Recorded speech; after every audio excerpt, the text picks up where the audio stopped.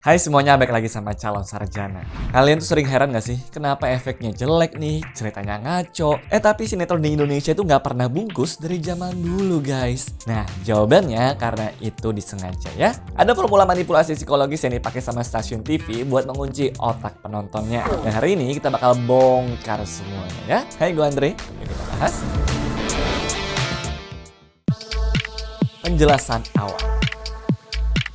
Ada satu sinetron Indonesia yang namanya itu adalah Tukang Bubur Naik Haji. Tapi tahu nggak kalian tuh jumlah episode totalnya berapa? 2185 episode.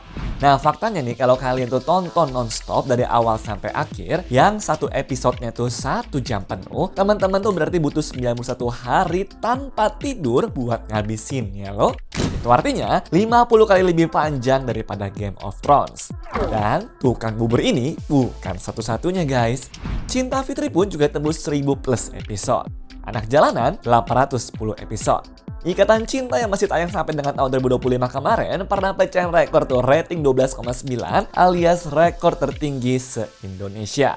Nah, pertanyaannya begini deh. Gimana caranya coba sinetron yang acting itu berlebihan, plotnya itu menyalahi hukum gravitasi, dan logika ceritanya nih yang sering banget gak masuk akal, kok bisa bertahan selama itu? Apa rahasianya? Nah, jawabannya setelah gue kulik-kulik nih teman-teman, ternyata bukanlah kebetulan. Ini adalah formula manipulasi yang dirancang puluhan tahun, lalu diadaptasi dari telenovelan Meksiko, dan diaplikasikan juga tuh secara licik oleh stasiun TV Indonesia. Tapi sebelum masuk lebih dalam, ada satu data yang harus kalian pahami. Berdasarkan Nielsen 2023, ada 130 juta penonton TV di Indonesia. Dan kalian tahu siapa mayoritasnya? Bukan Gen Z dan juga bukan milenial teman-teman. Mayoritas penonton TV di Indonesia itu faktanya berusia 50 tahun ke atas. Atau lebih spesifik lagi adalah ibu rumah tangga dan juga pekerja kelas menengah dewasa. Dan kalau kalian cek juga daftar program rating tertinggi se-Indonesia sepanjang masa nih, hampir semuanya itu adalah sinetron teman-teman. Plus sesekali aja mungkin nyelip sepak bola tuh. Nah, sinetron bukan cuma konten ringan ya. Sinetron itu adalah faktanya mesin ekonomi paling produktif di televisi Indonesia. Dan bagaimana coba sistem ini bisa berjalan? Jawabannya guys dimulai dari 3 kata. Stripping, manipulasi, dan juga uang. Sistem stripping, hari ini syuting, besok tayang. Mari kita mulai dulu dari sistem produksinya ya. Di tahun 1998, Ram Punjabi dari Multivision Plus eksperimen tuh, dimana sinetron Ramadan yang biasanya tuh tayang seminggu sekali, dia cobalah bikin tayang setiap hari. Hasilnya, rating naik gila-gilaan teman-teman. Lalu di tahun 2005, sinetron Liontin di RCTI itu benar-benar mempopulerkan sistem ini secara masif. Inspirasinya menurut Harsiwi Ahmad, yaitu direktur program RCTI pada saat itu, datang dari kunjungannya ke Meksiko tuh, yaitu negara dengan industri telenovela terbesar yang ada di dunia. Nah, sejak saat itulah lahirlah istilah stripping alias kejar tayang. Cara kerjanya tuh, gue jamin bakal bikin kalian tuh geleng-geleng kepala deh. Jadi berdasarkan investigasi Tirto dan juga TFR, seorang penulis skenario sinetron stripping itu cuma punya 48 jam untuk satu episodenya. 48 jam itu teman-teman mencakup sinopsis, storyline, scene plot, sampai skrip lengkap juga. Nah, dari sini kalian tahu nggak bagaimana caranya? Mereka kerjanya tuh keroyokan. Misalnya nih guys, satu episode itu ada 60 scene tuh. Drafter pertama itu ngerjain scene 1 sampai dengan 30. Sedangkan drafter kedua ngerjain scene 31 sampai 60. Semuanya sambil dikejar deadline ya. Nah, salah satu ex penulis sinetron di tahun 2005 aja, yaitu Lily, sampai bilang ke TFR nih begini. Para penulis itu dirumahkan di sebuah apartemen dan kami sudah seperti Mesir. Di lapangan, syutingnya juga kejar-kejaran tayang teman-teman. Arya Saloka nih, pemain utama Ikatan Cinta, pernah ngeluh tuh ke CNN Indonesia. Katanya seperti ini, dalam sehari syuting stripping, kru itu harus bisa mengejar 2 hingga 3 episode sekaligus. Coba bayangin, 2 sampai dengan 3 episode dalam sehari guys. Dan dia banding itu sama Korea Selatan yang dulu juga punya sistem ini tapi sudah ditinggalkan. Ya sekarang Korea itu bikin kayak drama dengan batas episode yang jelas, naskah yang jadi juga sebelum syuting nih, dan kualitasnya juga dijaga sampai akhir ya. Makanya teman-teman, hasil dari sistem stripping ini bisa kalian tebak tuh, yaitu adanya penurunan kualitas. Tapi masalahnya begini deh, orang-orang kok kenapa tetap nonton? Pertanyaannya, kenapa? Formula manipulasi psikologis. Ada beberapa teknik manipulasi nih teman-teman yang dipakai oleh sinetron Indonesia secara konsisten. Pertama, cliffhanger di setiap akhir episode. Coba perhatiin deh, sinetron stripping itu tuh selalu tutup episodenya di momen paling tegang. Si tokoh utama mungkin hampir ketabrak nih, terus to be continued tuh.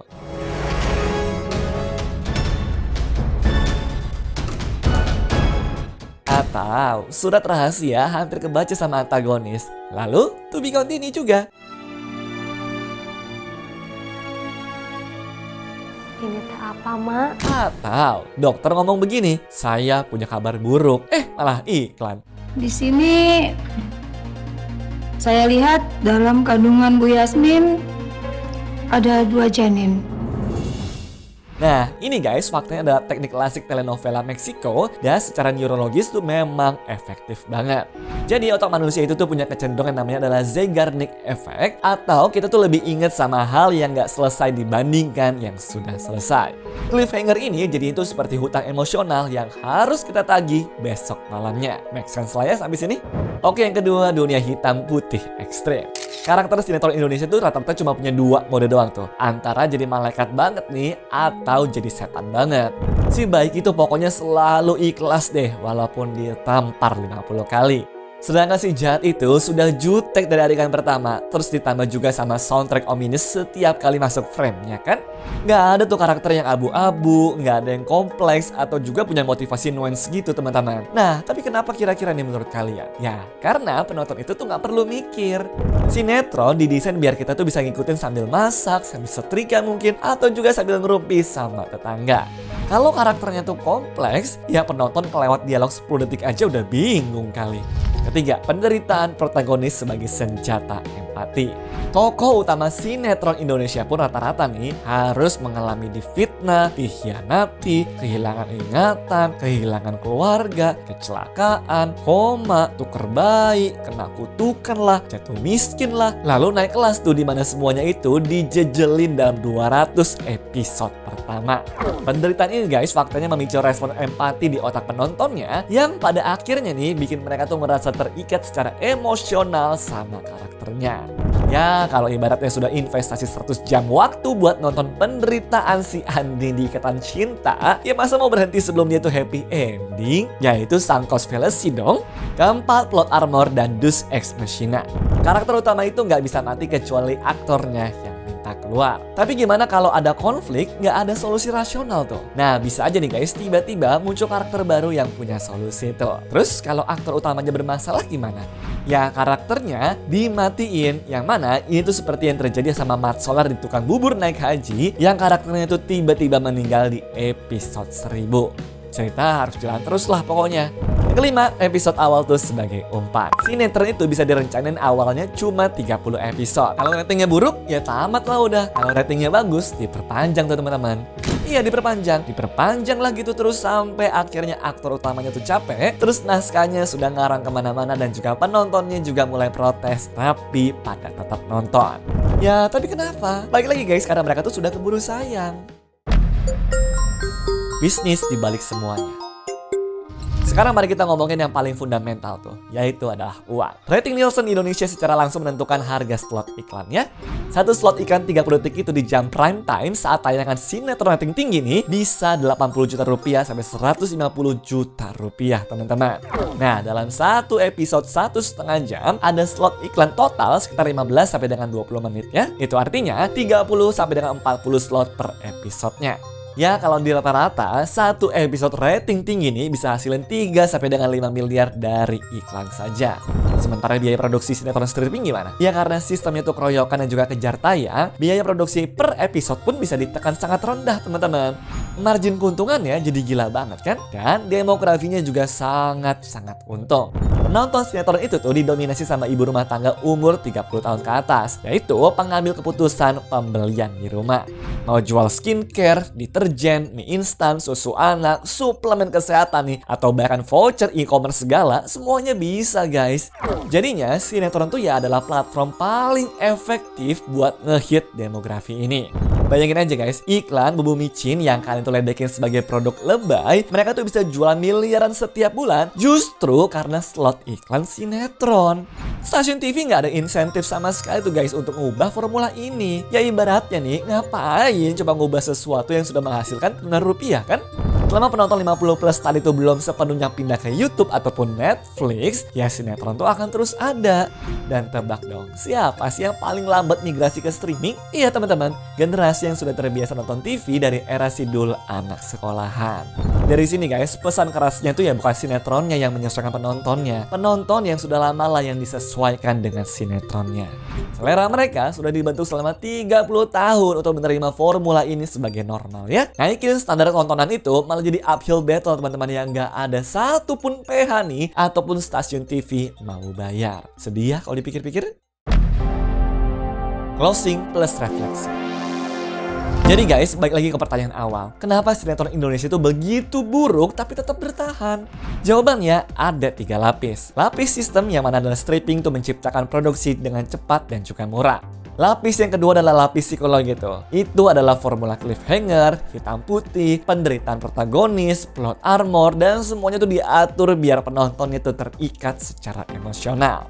Sedangkan lapis yang ketiga adalah lapis bisnis, yang mana adalah rating yang tinggi itu sama dengan iklan miliaran rupiah. Lalu demografinya juga targetnya jelas banget dan biaya produksinya itu rendah sehingga marginnya gila-gilaan. Inilah guys kombinasi yang tidak masuk akal buat diubah oleh stasiun TV. Tapi sebelum teman-teman tuh ikut ngejudge penonton sinetron, satu hal penting nih guys yang perlu kita ingat, dimana menonton sinetron itu bukanlah dosa. Banyak ibu kita, eyang kita, atau ART di rumah kita nih yang nonton sinetron tuh sebagai cara kabur mereka dari rutinitas yang sangat-sangat berat. Setelah seharian masak, bersih-bersih, nungguin anak pulang sekolah mungkin, mereka cuma butuh 1,5 jam doang tuh buat ngikutin cerita yang gak nuntut otak. Dan itu valid banget. Sama dengan Gen Z yang scroll TikTok 4 jam sehari, dimana bedanya tuh cuma format, tapi esensinya sama kan? Jadi mengkritik sinetron tuh tanpa memahami kebutuhannya itu juga sama bagiannya dengan sifat elitis teman-teman. Yang patut dikritik itu menurut gue adalah industri yang nggak mau tuh naikin standar karena profitnya dirasa sudah cukup. Yang patut dikritik itu adalah PH yang ngepres penulis sampai mereka menjadi mesin di apartemen tanpa kesempatan kreatif. Yang patut dikritik juga itu adalah stasiun TV nih yang sengaja menahan penonton di formula yang sama selama 3 dekade terakhir karena itu lebih untung daripada mengedukasi. Solusinya bukan menyerang penonton sinetronnya. Solusinya adalah pertama nih, dukung tontonan lokal yang kualitasnya sudah naik, misalkan film bioskop Indonesia, lalu series di video ataupun Netflix yang produksinya tuh nasional ya.